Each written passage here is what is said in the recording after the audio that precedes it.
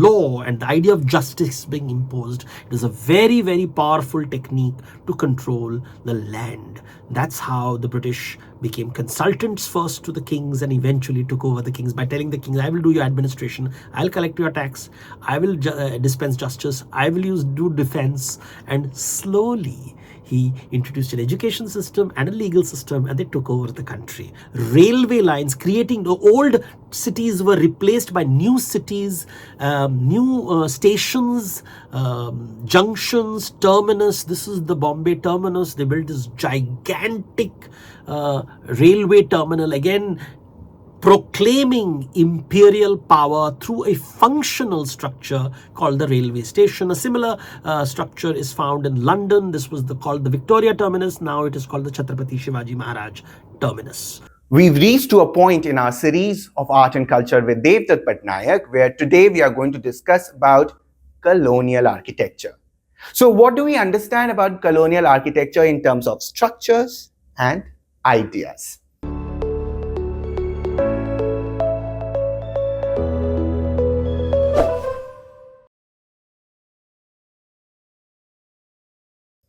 Hello everyone, I am Manas Srivastava and you are watching Art and Culture with Devdutt Pattanaik, where Devdutt discusses these very important themes and topics related to art and culture for your examination, for your knowledge in general, and for all art and culture lovers. So let's take up first question. So welcome Devdutt. And first question which I would like to ask you for the benefit of the students and all the viewers is how to introduce the colonial architecture, its genesis, if you can throw some light.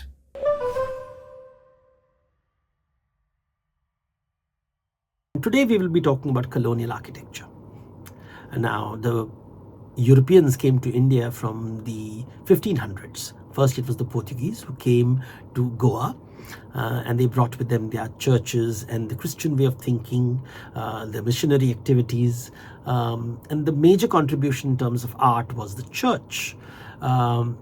But after that, when the British came, they introduced a new form of art, because most of the British influence comes to us after 1800s, when they had established when the company started controlling administration, and that is when industrialization is happening in Europe, and that shapes and influences the architecture. It's not religious as much as it is industrial, and that is an important point to remember. The Portuguese art had the churches, very unique churches that were built, very religious in its structure. So when you think of Portuguese who come in the 1500s, you think of churches. But the moment you talk of British, you talk of an industrial functional architecture, and that's what makes it important, the colonial architecture.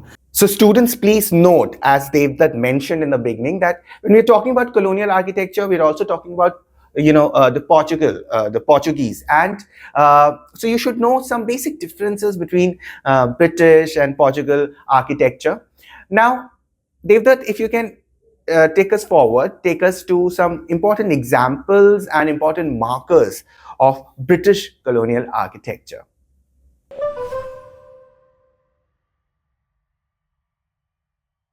And the most important thing to remember is the Ghanta Ghar, or the watchtower. Across India in the 1800s, they started building watchtower. For the first time, you see the idea of a clock which is measuring every hour, every second, is there for everyone to see. India did measure time. We have our own units of measurement. In fact, the word ghadi comes from ghada, which would have a hole in it, and you put it on water, and the water would slowly enter the spot, and every 24 minutes it would sink in, and you'd know the unit of time. And there were people who were responsible for maintaining the time, and there were people who would sing at different times or play music at different times in the king's court to tell you what the time was. But this Ghanta Ghar, right in the center of many cities across India, established the idea that the British were in control, and they were bringing a new knowledge, an industrial knowledge which didn't exist before. And that is how they established imperial authority. They didn't build a temple, they didn't build a mosque, they didn't build a church the way it was done by the Hindu kings, the way it was done by the Muslim sultans, the way it was done by the Christian Portuguese. The British used the watchtower, and that's an important point to remember. They built colonial architecture. There were these which were very, very symmetrical and reminded them of the Greeks. Now this is was the Serampur College in Kolkata, again in the 1800s built, and this was one again school and educational institution, because they're changing the way you think. Remember, Macaulay says that don't follow the Indian model of teaching, follow the Western model of teaching. There are good reasons for it and bad reasons for it. Good reasons, well, to create educated clerks. Bad reason is destroy the Indian way of thinking.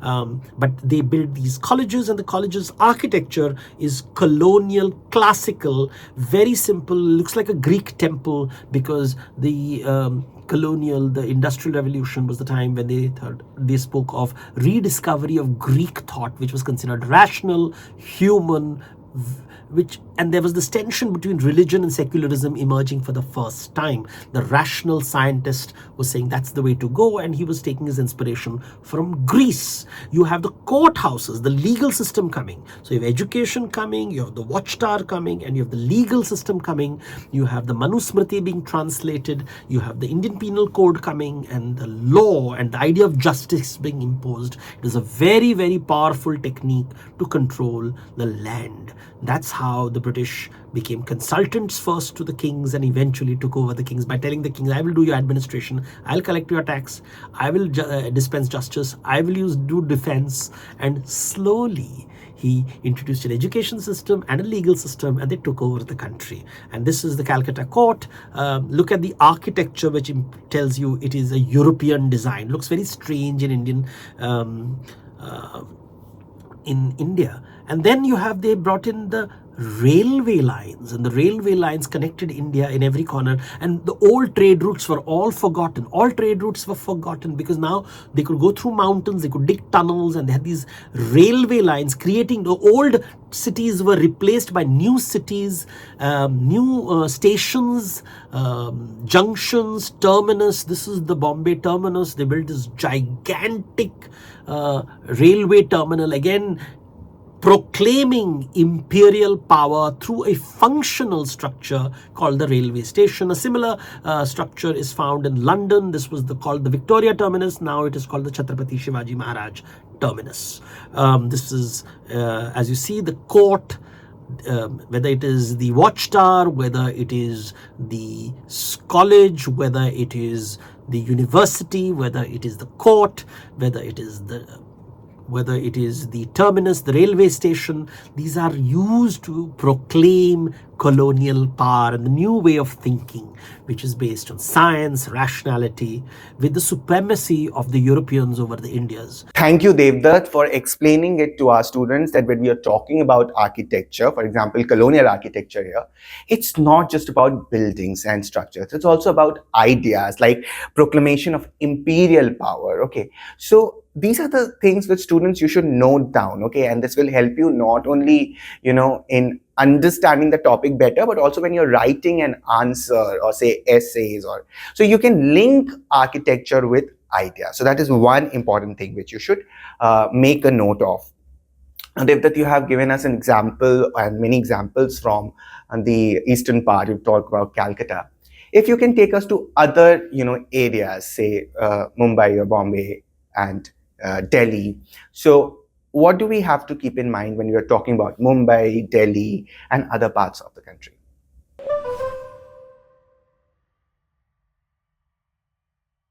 And when the Queen Victoria died in Calcutta in the early 1900s, they built the Victoria Memorial of marble. Why did they build it in white color? They were trying to compete with Taj Mahal, which was in Agra, built by the Shah Jahan, and they were saying we'll build a structure which is better than theirs.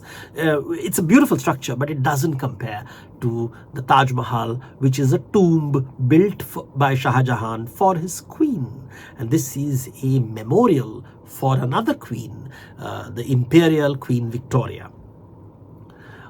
If Calcutta is on the eastern side of India, on the western side of India, the port city of Bombay emerges under the British, and they built the Gateway of India, again a colonial architecture. This was built to welcome King George V, and it was later the last ships, when India declared independence, the last ships of the British sailed from this point, and therefore it has a lot of strategic significance. You can see they have the classical Islamic arch in the center, and there is the the chhajjas, which are all Indian structures, but it is a colonial architecture. In Delhi in the 1920s, after the First World War, they built, in memory of all the people who died, Indian soldiers who died, they built the India Gate, where the tomb of the unknown soldier. These are structures to remember the soldiers whose names you don't remember, but they have died in the battlefield. And then you have the famous Lutyens Delhi, the great, today we call it the Rashtrapati Bhavans, but this was supposed to be for the Viceroy who would live. And this was imperial power at its best in the 1930s. Of course, then Second World War started.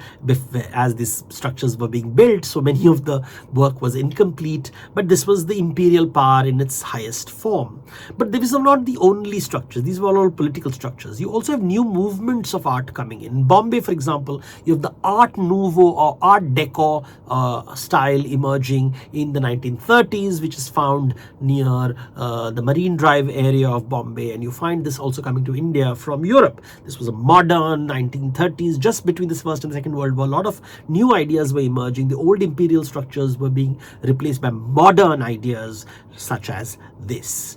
So all these examples which Devdutt just mentioned, please note down, look them up, in your books, or just imagine them, look at the pictures, because when you look at the pictures and then connect, things become very easy. And some people have also a hobby of traveling and going out to places. So try to go out to these places, look at these structures, look at the monuments, look at the architectural style, and connect what you learn from what you see.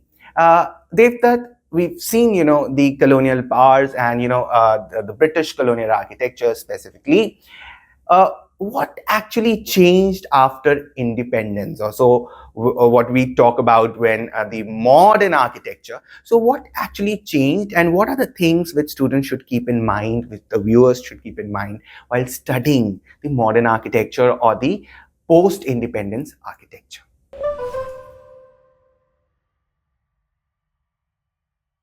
After independence, I decided that, they had enough of colonial art, they have had enough of Western things, but they also didn't want to go back to tradition. They didn't want to go back to the Indian way of thinking, the Hindu way of thinking, the Muslim way of thinking. They said, no, let's have something new and modern, which has nothing to do with tradition. And that's the modernist era, and that's the kind of artwork you see in Chandigarh by Le Corbusier. So look at the structure. It could belong to any part of the world. There's nothing Indian about it.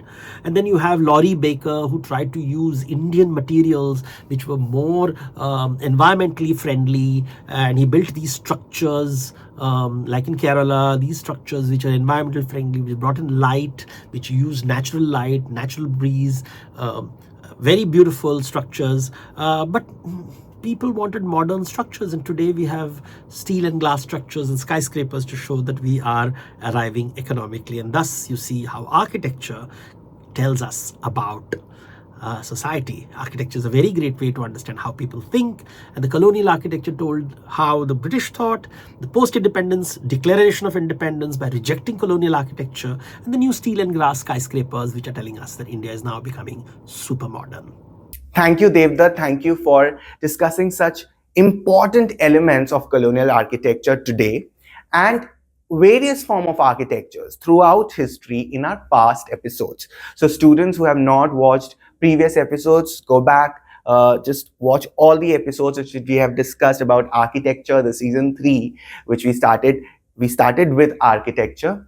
And just take care of a few things which Devdutt keeps mentioning, and you keep seeing it in our videos, that it's not just about examples. Of course, examples you have to write in your answers, you should know, but you should know the ideas behind making such architecture, and various other historical connections to this architecture. So all these things you should keep in mind while studying this topic of architecture. Now, before we end this show today, this episode today, let's take a point to ponder from Devdutt Pattanaik, which will help us to know what's coming next.